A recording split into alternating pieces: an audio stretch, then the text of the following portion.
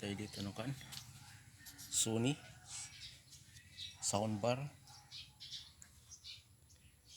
galing pa dito sa labas, hindi na daw mag-under.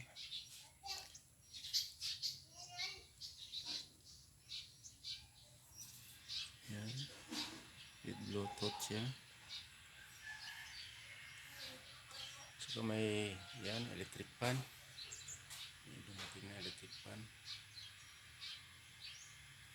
Okay, ito yung i-repair natin ngayon, dalawa. Okay, ang ginawa natin kuan soundbar na Sony. Ito may kuan na siya, power na. Ito power na, orange yung ilaw. Yan, may ni-remove lang natin dito yung pinagbabawal na technique. So may kontay dito na tinanggal, ito MOSFET kasi hindi nagpa-power on, walang supply to. Itong regulator walang supply, saka doon ngayon kinampere natin dito kasi sira na, dinirect na natin.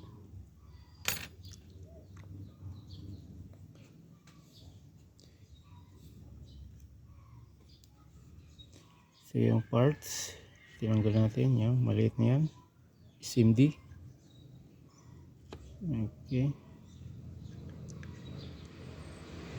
dati walang power to, hindi daw mag power, hindi daw andar.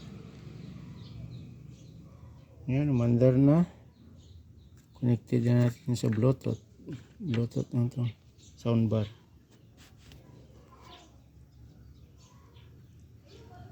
Wala tayong pang bluetooth kasi ginagamit natin yung device pang bluetooth.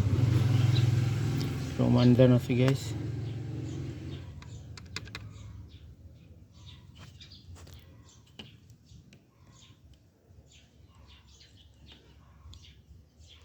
Nilipat na yung ilaw niya, blinking na siya.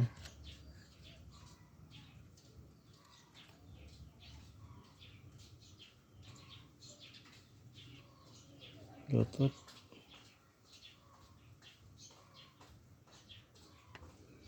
surround.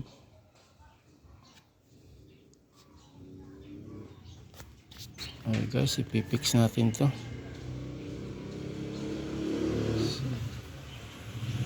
So guys, ito na yung soundbar na ni-repair natin, yung Sony. Ito, na-install na natin siya. So i-testing na natin kung andar ba. So guys, gamit tayo ng isang cellphone. So ito, isaksak natin sa input. Yun. Tapos ito sa cellphone. Yan. Saksak natin dito.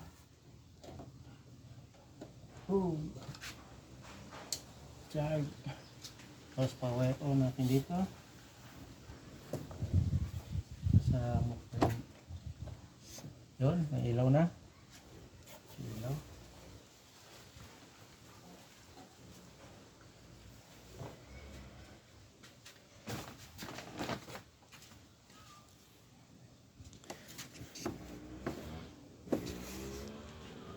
Ilaw na.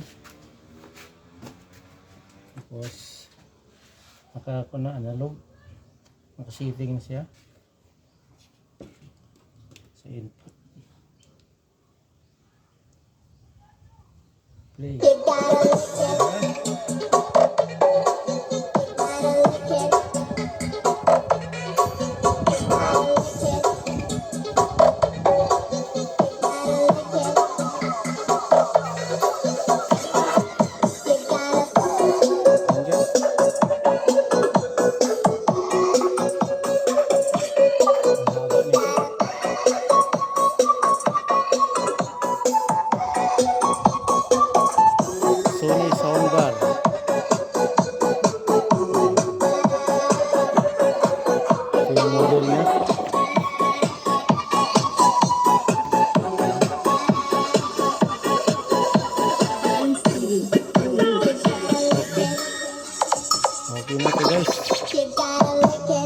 access nito.